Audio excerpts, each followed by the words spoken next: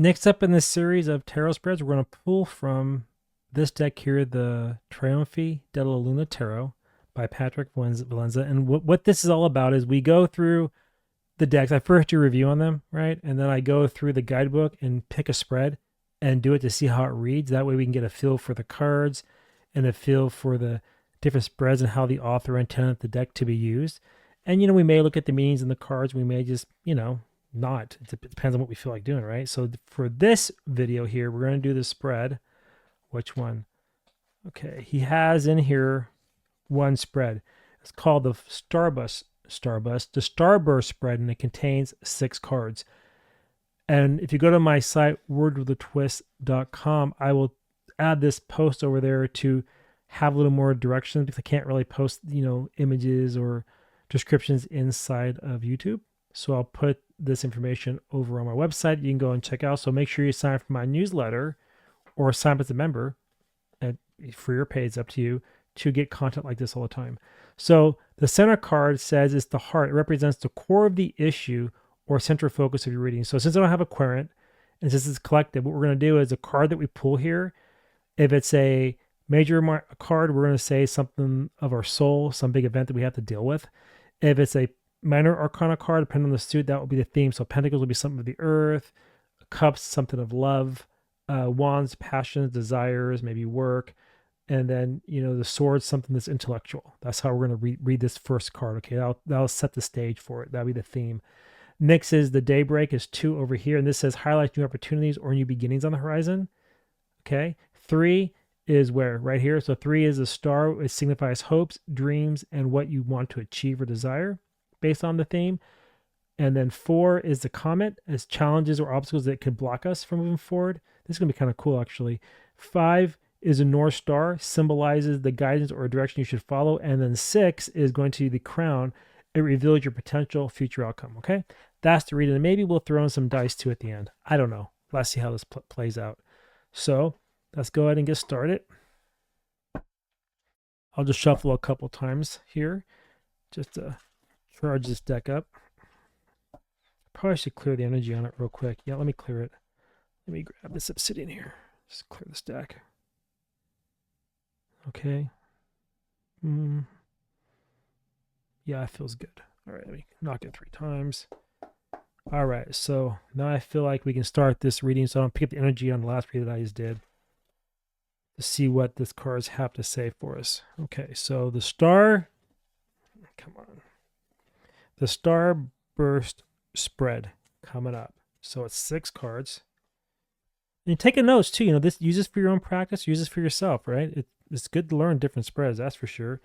So 1, 2, we're going to lay them out too the way that he orders them. 3, 4.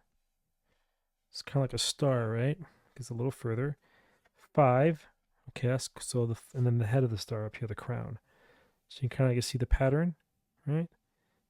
So it comes in like that. Okay, so the theme of the matter is the Queen of Cups, so something emotional. It means that you need to really take care and nurture yourself. You need to master that and not let other people get to you. So that's what this is telling us. That is the heart of the matter. Now, besides what I just said, let's see what he has to say about this card, the Queen of Cups. What's his interpretation of it? He says that the Queen of Cups, all about a good-hearted queen, carries a gigantic chalice across the river.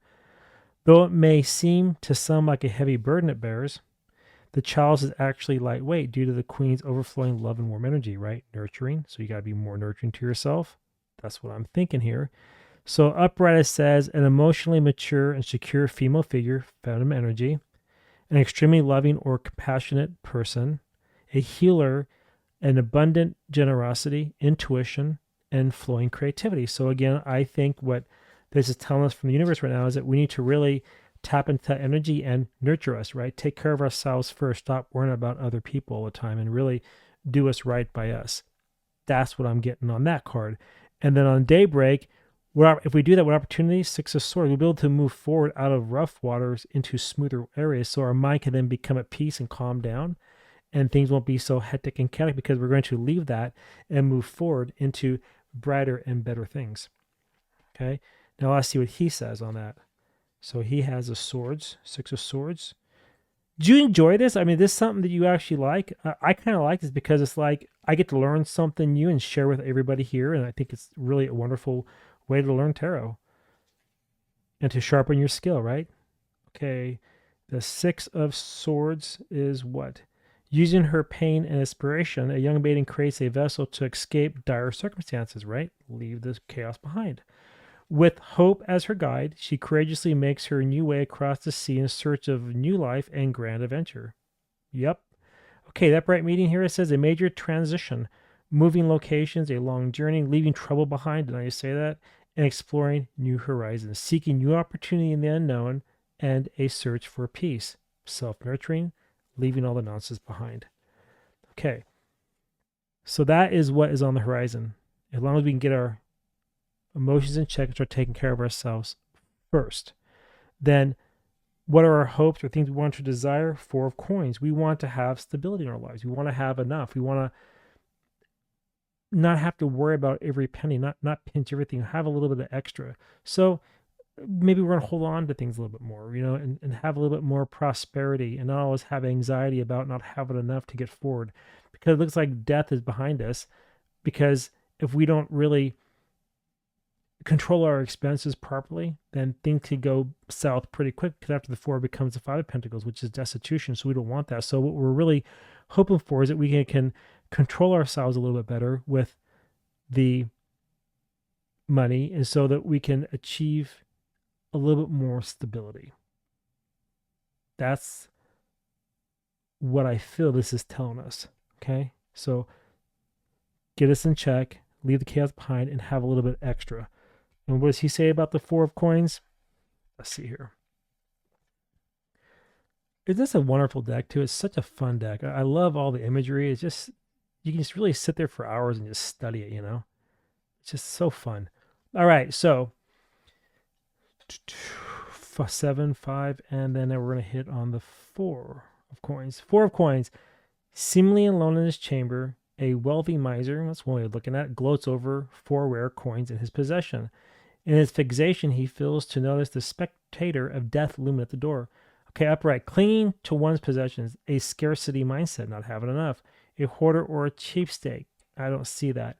Fear of financial risk or loss. I see that. Guarding one's wealth and savings, having enough, right? So that definitely aligns with the position 3, was what we want to achieve is have a little bit more. Now 4 is the comment. It says the obstacles or challenge that we can face in order to achieve this position is the 4 of wands. Partying too much, right? Just kind of overindulging sometimes and not really taking ourselves serious enough. Life isn't a party all the time. Sometimes you got to step back and assess things and really realize when it's time to move forward and when to pull back. And I think that's what can be blocking you, is that you want to just always like be the life of the party, or I don't want to say showing off, but like doing things a little bit over the top. All right. So let's see what the book says. So the 4 of wands. The 4 of wands says what? Okay. It says 4 of wands form a gate in front of a quaint stone cottage standing out amongst the surrounding woodland. Though this dwelling is small, it is strong and secure. Upright, celebrations. So this is something that's blocking us, or something that is an obstacle. Too many celebrations. You follow me? Family reunions or gatherings. It's not the family reunions, it's the gatherings, social events, right? Overabundance of spending, which means you lose your money, right? Stable home or a solid foundation. So to me, I'm looking at that card in this reading because of the center theme. I'm flipping it more towards just kind of partying too much. Okay. Does that make sense? If that makes sense, you put down hashtag, I don't know, or comment like, I get it, something like that. So I know that you got this far. All right. Then the next card is 5, is the North Star. It's the guidance or direction that we should follow. What is that? The Hangman. That's a beautiful card because it's telling you that sometimes you got to look at things differently in this life and break pattern, not always do things the same. Because if you don't look at things differently, then things continue on the same path and you don't have that emotional stability. You end up overindulging, right? You then spend too much and don't do things right, partying. So you then are always out of money. You're always worried about having like be a miser. But if you can have the self nourishment, self respect, whatever on this position here, and move away from trouble, then you will have enough because you're being careful and you're not going to overspend when you shouldn't. You can still go out and do things, but you're not going to just show off, right? And then it says here that you need to basically North Star symbolize the direction of guidance to follow is look at things differently. And sometimes that means that you have to self-sacrifice. You got to like hold yourself back and not let life get the best of you. Pull back sometimes. Observe. Put your fire in check. That's why I think it's red on one side and green the other. Life is green, red is fire. You're between the two and blue, your emotions. And by the way, I do have a little guidebook on the colors of tarot, wordwithatwist.com. Go check it out. I go through all the different colors of tarot and how they relate to the cards and also the psychological aspect. And you can pick that up over there. So what does it say here about the Hangman? This is also a soul level card, so it's deep, right? It's not just superficial. It's not a daily event. It's really something that's encapsulated you, something in your soul that you need to really break free from. And that is you have to really step back and look at things differently. So what does it say about the Hangman? Let's go to that. Hangman, where are you at? There's death, so we have to just go one back. Yep. Encased in a cocoon, an apathetic man dangles above a bottomless pit. Oh, okay, I didn't know that. Bottomless pit. Although in a precarious position, he seems quite comfortable and has little desire to change the circumstance. Meanwhile, a snake coils around the man, keeping him a prisoner of fear and excuses. Keeping him a prisoner of fear. Okay, I guess I can see that. Do you see that as well? So upright meaning, which it is, means procrastination, delays, indecisions, distractions, feeling stuck, confinement, dissatisfaction, resistance, or limiting beliefs. Let's see, what was that position again? The 5 is guidance you should follow. Well, I read that as looking at things differently, but it's saying that, see how's his meaning line up with this? Guidance or direction you should follow. The guidance you stop having limiting beliefs. Stop resisting the change. Or, stop resisting. Pull back, confinement. Stop being distracted by other things. Feeling stuck. Look at things differently. That's what I feel that card is telling us.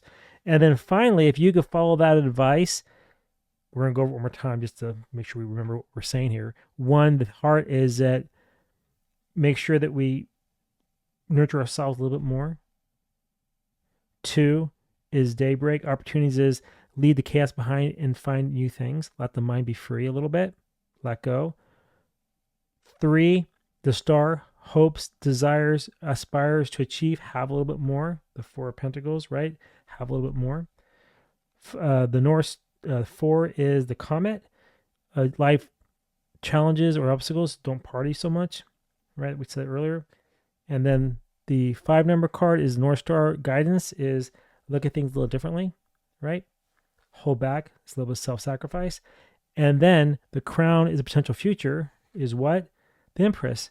Oh, that's a beautiful card because you'll have new growth in your life. The 3, right? You'll have new creativity, new desires, new passions, new things because you took the advice, you stopped doing the things the way you used to do. And because of that, you now can break free and grow.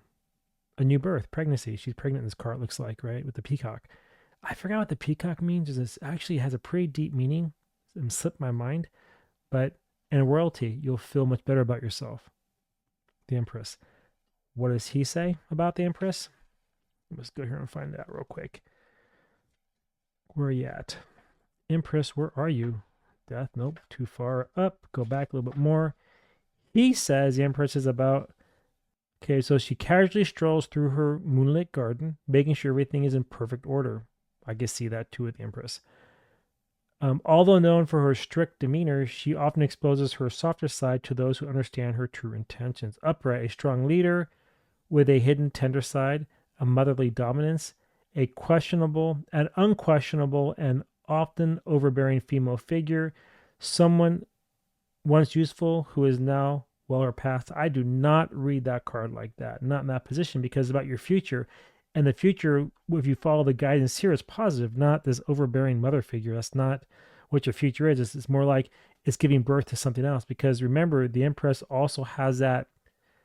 Remember, in the Wider Rate, it has the grains. It's all about birthing something new, fertility, abundance. She loves.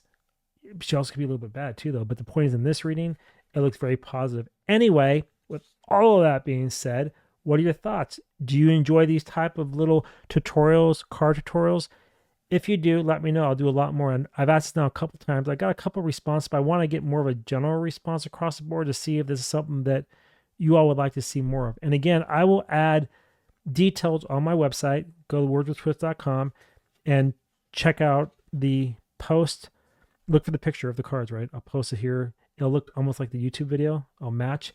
And then you can click on it and look at the blog post and have the details of the spreads so you can use it again and print out whatever you want with it.